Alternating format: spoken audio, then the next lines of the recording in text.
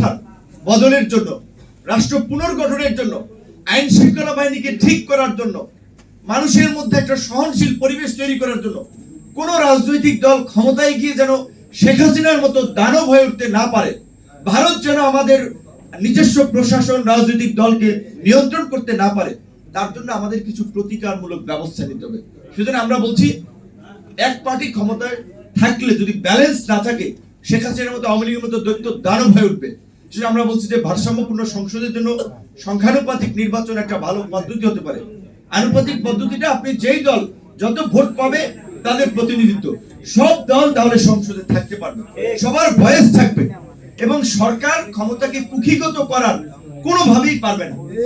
আইন শৃঙ্খলা বাহিনী সহ বিভিন্ন প্রতিষ্ঠানের একটা জবাবদিহিতা থাকবে। তার জন্য নতুন কিছু আইন প্রয়োজন, আর বিদ্যমান আইনের কিছু সংস্কার প্রয়োজন। এখন এইগুলা না করে